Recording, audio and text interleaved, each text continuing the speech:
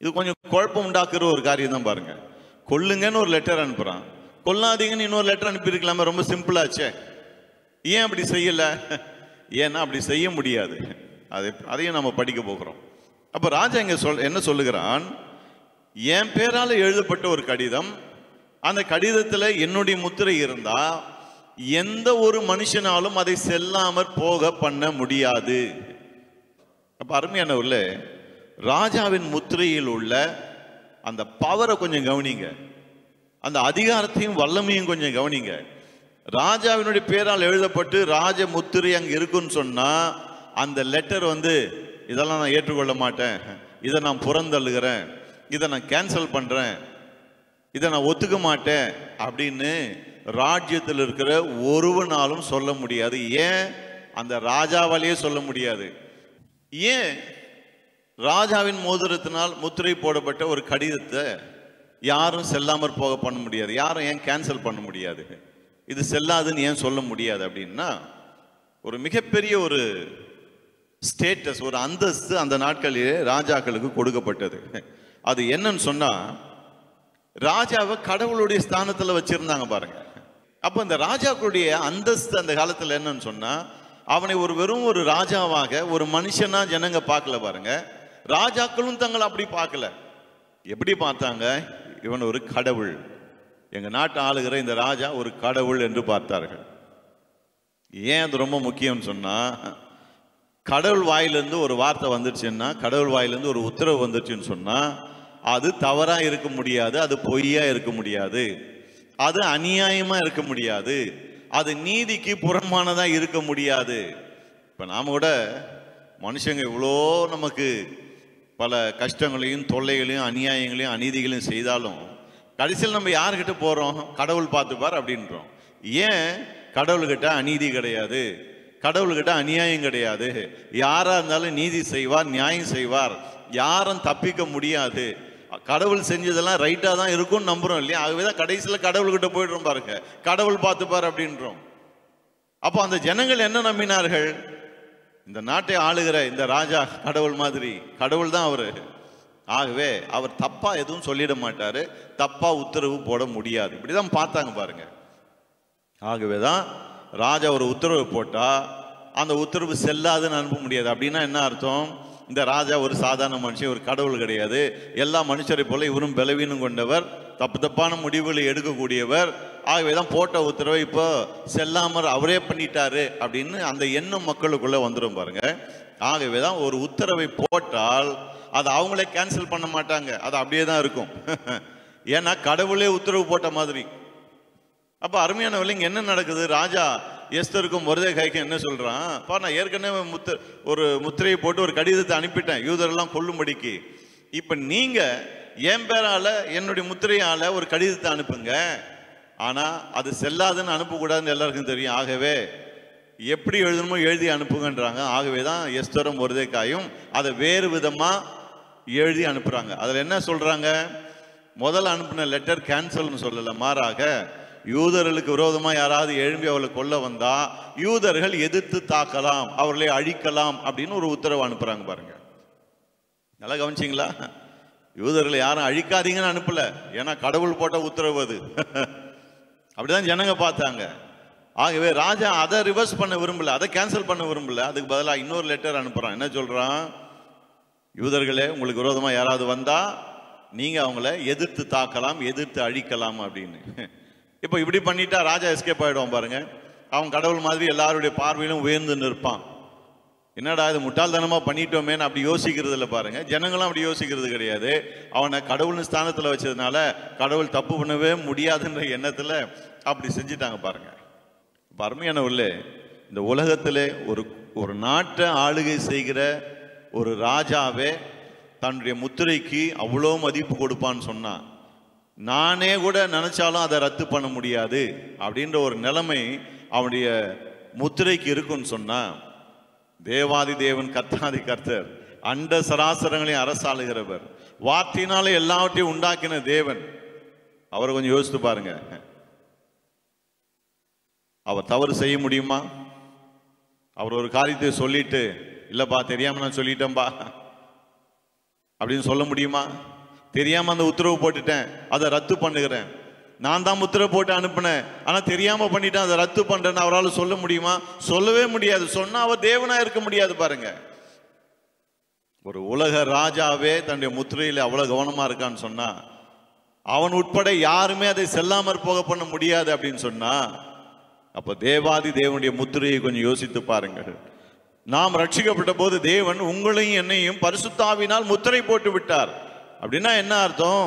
இந்த முத்திரையை யாராலும் செல்லாமற் போக பண்ண முடியாது, தேவனே கூட அதை செல்லாமற் போக பண்ண முடியாது. ஏன்னா அவர் தேவாதி தேவன், கர்த்தாதி கர்த்தர், ராஜாதி ராஜா. அவர் ஒரு காலம் தவறு இழைக்க முடியாது, தெரியாம முத்திரை போட்டோமான்னு சொல்ல முடியாது. பாருங்க, அவர் எல்லாவற்றையும் அறிந்தவர், சர்வ வல்லமுள்ளவர். ஆகவேதான் அவர் போட்ட முத்திரையை அவரே வாபஸ் பெறுவது கிடையாது. இது ஏன் ரொம்ப முக்கியம்னு சொன்னா, இதுதான் ரட்சிப்பை குறித்த அந்த நிச்சயத்தை நமக்குள்ளே தருகிறது. அந்த ரட்சிப்பின் நிச்சயம் நம்ம உள்ள வரும்போது ஒரு நிறைந்த ஆறுதல் உண்டாகிறது என்று நம்ம வேதத்தில் வாசிக்கிறோம். பாருங்க, ரட்சிப்பின் நிச்சயம் ஒவ்வொரு விசுவாசிக்கும் ரொம்ப அவசியம். பாருங்க, அதை பல விதங்களில் நாம் அறிந்து கொள்ளலாம். அதுல முக்கியமா எப்படி அறிந்து கொள்ளுன்னு சொன்னா, தேவன் என்னை முத்திரைத்திருக்கிறார், ஒரு காலம் இந்த முத்திரையை அவர் செல்லாமற் போக பண்ண மாட்டார். தேவன் முத்திரை போட்டா போட்டது தான். அப்படின்னா என்ன அர்த்தம்? தேவன் என்னை ரட்சித்து விட்டார், என்னை மீட்டு கொண்டு விட்டார், நான் அவருடைய பிள்ளை, அவருக்கு சொந்தமானவன். இந்த உலகத்தில் நான் கண்ணு மூடினா அவருடைய ராஜ்யத்தை தான் போய் சேருவேன். அல்ல அதுக்கு முன்னாடி ஆண்டவர் வந்துட்டா அவரோடு கூட நான் போய் விடுவேன். இப்படிப்பட்ட ஒரு ஆழ்ந்த நம்பிக்கை, ஒரு நிச்சயம் நமக்குள்ள வருது. பாருங்க, அதுதான் ரொம்ப முக்கியம். அருமையானவர்களே, இன்றைக்கு நிறைய விசுவாசிகளுக்குள்ள இந்த நிச்சயம் தான் இல்லை. பாருங்க, இந்த உலகத்தில் நான் கண்ணு மூடினா கர்த்தர்கிட்ட கண்டிப்பாக போய் சேருவேன்ற ஒரு நிச்சயம் இல்லை. பாருங்க, அதுக்கேற்ற மாதிரி பல விதமான போதனைகள் இந்த உலகத்தில் இருக்கு. பாருங்க, அவங்க எல்லாருமே முக்காவாசி பேர் என்ன போதிக்கிறாங்க சொன்னா, நீ போய் சேருவியா, நீ பரலோகத்துக்கு போவியா, நீ ஆயத்தமா, இப்படியே கேட்டுட்டு இருக்காங்க. பாருங்க, நீ ஆயத்தமா, நீ போவியா?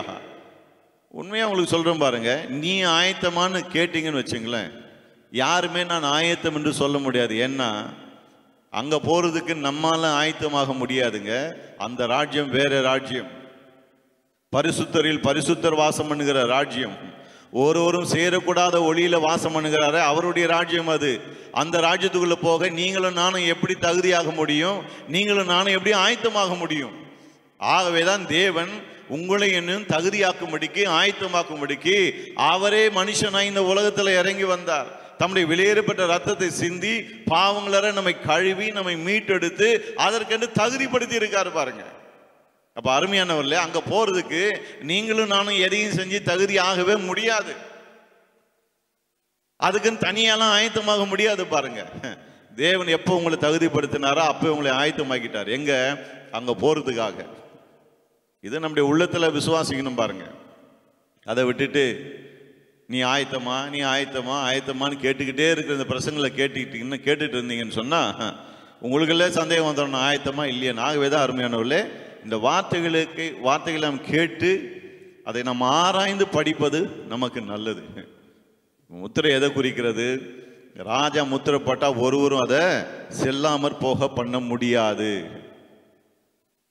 ஏன் இந்த சத்தியம் ரொம்ப முக்கியம்னா, சமீபத்தில் ஒருத்தரோடு பேசியிருந்தேன். பாருங்க, அந்த பிரதர் என்கிட்ட ஒரு கேள்வியை கேட்டார். அவர் கேட்டாரு, ஐயா எனக்கு ஒரு சந்தேகம் அப்படின்னாரு. சொல்லுங்க அப்படின்னு. திருவிருந்தில் அபாத்திரமாய் பானம் பண்ணினால் அவனுக்கு ஆக்கினி தீர்ப்பு வரும்னு பைபிள் சொல்லுது.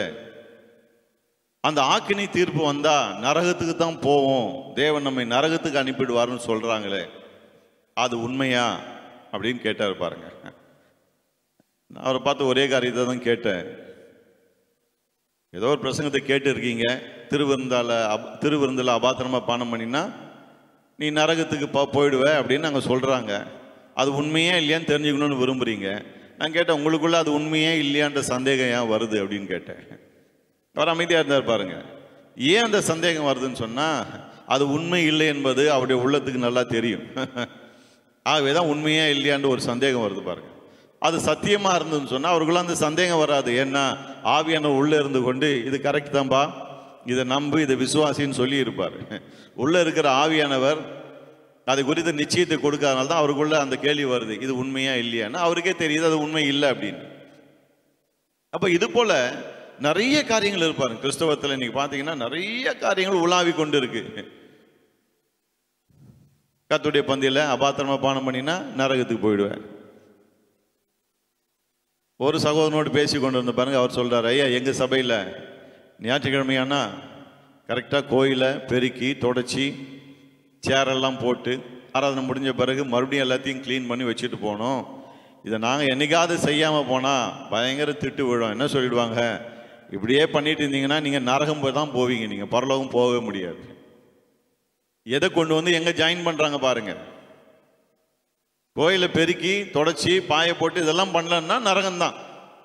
அப்போது கடவுளே மனுஷனாய் வந்து மனுஷனுடைய பாவங்களுக்காக ரத்தம் சிந்தி மறித்து அதை நம்ம விசுவாசித்து ஏற்றுக்கொண்டால் பரலோகம் போன்ற செய்தியெல்லாம் அப்போ பொய் தான் போல இல்லை.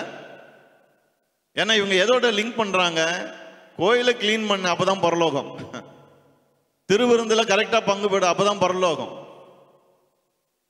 அப்போ என்ன சொல்ல வராங்க, இதுதான் இங்கிலீஷில் இப்படி சொல்லுவாங்க, ஜீசஸ் ப்ளஸ் அப்படின்னு. இன்னைக்கு ப்ளஸ்ன்றது நிறைய பேர் எங்கே பார்த்தாலும் பார்க்குறோம் இல்லையா, ப்ளஸ் சைஸுன்றாங்க, ப்ளஸ் இதுன்றாங்க, எல்லாத்துலேயும் ப்ளஸ் வந்துடுச்சு. அப்போ இவங்க என்ன சொல்ல வராங்கப்பா, நீ இயேசுவை மாத்திரம் உன்னுடைய ரட்சகராய் ஆண்டவராய் ஏற்றுக்கொண்டால் போதாது, ஜீசஸ் ப்ளஸ், அதாவது இயேசுவும் வேணும் இதுவும் வேணும். இதை தான் புதிய ஏற்பாட்டில் பல இடங்களில் நம்ம வாசிக்கிறோம். குறிப்பாக கலாத்தியரில் என்ன சொல்கிறாங்க, நீங்கள் இயேசுவை ஏற்றுக்கொண்டா போதாது, விருத்த சேதனமும் செய்து கொள்ள வேணும்னு சொல்கிறாங்க. அதான் பிரச்சனைங்க. இயேசுவை ஆண்டவராய் ரட்சகராய் ஏற்றுக்கொண்டா மட்டும் போதாதுங்க, நீங்கள் விருத்த சேதனம் பண்ணணும், அப்போதான் பரலோகம் போக முடியும். அப்போ இங்க என்ன சொல்றாங்க, நீ அபாத்திரமா பானம் பண்ணா பரலோகம் போக முடியாது. அடுத்த சபையில் என்ன சொல்றாங்க, இயேசுவை ஏற்றுக்கொண்டா மட்டும் போதாது, நீ என்ன பண்ணணும், பெருக்கி தொடச்சி எல்லாம் பண்ணணும். அப்ப ஜீசஸ் பிளஸ் இது உடைய கிரியைகள். அருமையானவர்களே, இப்படிப்பட்ட நிறைய போதனைகள் இந்த கிறிஸ்துவ உலகத்தில் உலா வந்து கொண்டு இருக்கிறது. ஒருவேளை நீங்களும் அப்படிப்பட்ட போதனைகளை கேட்டு யோசிச்சுட்டு கலங்கிட்டு இருக்கலாம், நான்லாம் போவேன்னா, இவங்கெல்லாம் கேட்டுகிட்டே இருக்காங்க, நீ போவியா போக மாட்டியா அப்படின்னு. ஏசப்பா நான் எப்படியாவது வந்துடணும் ஆண்டவரே, என்னை எடுத்துங்க, உங்கள் ஜெபம் இப்படி இருக்கும்னு சொன்னால் தயவுசெய்து இன்றைக்கி அந்த ஜெபத்தை நிறுத்துங்க. நிறுத்திட்டு ஆண்டவரே பரிசுத்த ஆவியின் முத்திரை எனக்குள்ள தந்திருக்கீங்களே, உங்களுக்கு கோடாகோடி நன்றி ஆண்டவரே.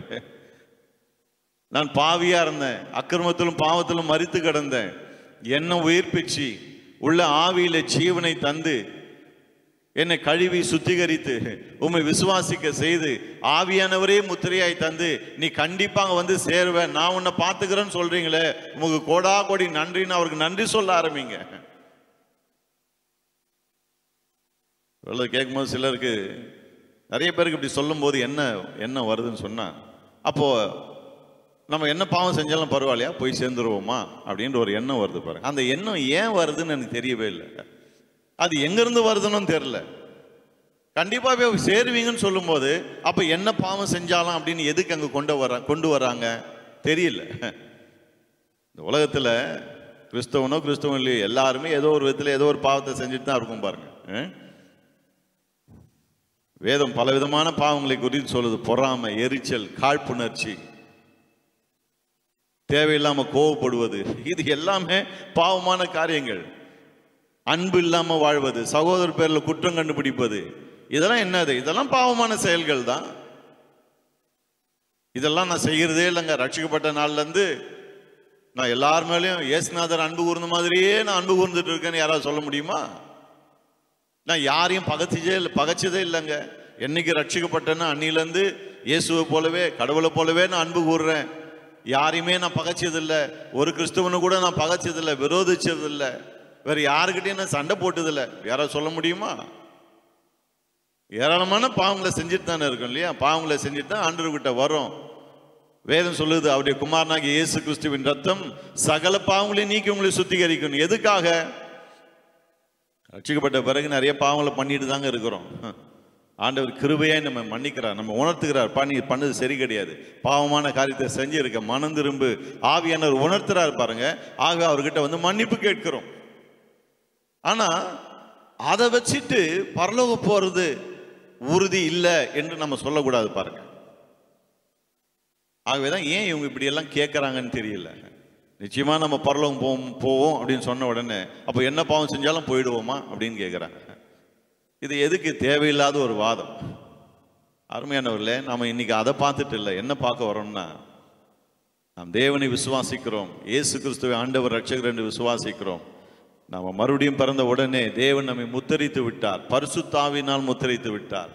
ஆகவே நிச்சயமாய் அவர் உங்களை பரலோகத்திற்கு அழைத்து செல்வார் என்பதில் எந்த விதமான சந்தேகமும் கிடையாது. பாருங்க, இது நம்ம விசுவாசிக்கணும்.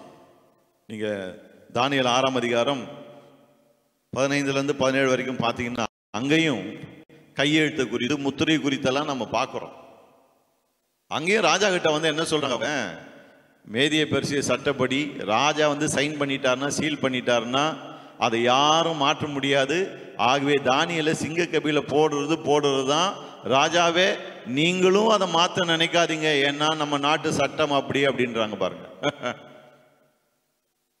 ராஜா கையெழுத்து போட்டான், சீல் போட்டுட்டான். அவங்க சொல்றாங்க, நீங்க கையெழுத்து போட்டீங்க மறந்துடாதீங்க அப்படின்னு. அதுக்கப்புறம் மறுபடியும் சிங்க கபில போட்ட பிறகு மறுபடியும் சீல் போடுறாங்க. பாருங்க, ஏன்னா யார் அதை செல்லாமல் போக பண்ணிடக்கூடாது, இது கேன்சல் பண்ணிடக்கூடாது.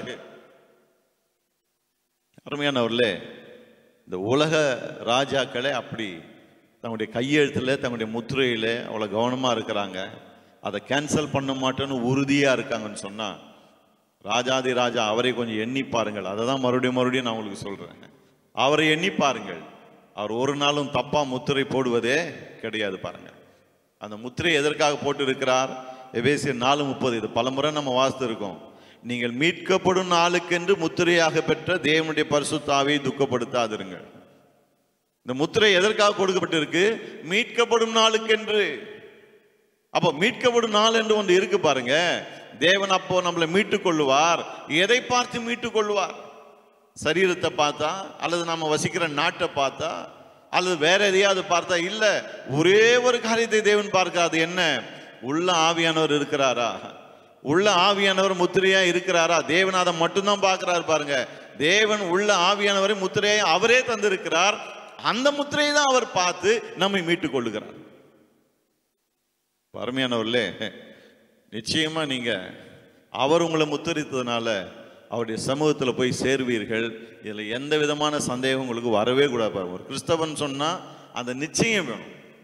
இந்த உலகத்தில் யாருக்குமே நிச்சயம் கிடையாது. பாருங்க, கண்ணை மூடினா நான் இங்கே தான் போவேன் அப்படின்னு யாராவது சொல்ல முடியுமா? சொல்ல முடியாது. ஏன்னா எங்க போவாங்கன்னு அவங்களுக்கே தெரியாது. அந்த நிச்சயத்தை கொடுப்பது கிறிஸ்தவம் மட்டுமே, இயேசு கிறிஸ்து மட்டுமே. ஆனா இன்னைக்கு நாம அந்த நிச்சயத்தை விசுவாசிகள் மத்தியிலிருந்து எடுத்து போட்டுட்டு மற்ற எல்லா மதங்களையும் போல கிறிஸ்துவ மதத்தை ஆக்கிட்டோம். பாருங்க, கண்ணை மூடினாதான் தெரியும். கண்ணை மூடினாதான் அப்புறம் எங்க போவோம் நமக்கே தெரியும். அது வரைக்கும் இந்த உலகத்தில் நம்ம அல்லாடிட்டு இருக்க வேண்டியதுதான். நம்ம எங்க போவோம்? நரகத்துக்கு போவோமா, பரலோகத்துக்கு போவோமா, எங்க போவோம் நமக்கே தெரியாது. பாருங்க, அததான் இவங்க பிரசங்கம் பண்ணிட்டே இருக்காங்க. நீ நிச்சயமா போவியா? நீ ஆயத்தமா?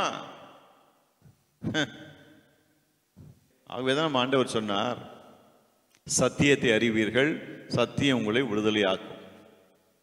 நாம தான் சத்தியத்தை அறிஞ்சுக்கணும். பாருங்க, இப்ப நான் கூட போதிக்கிறேன்.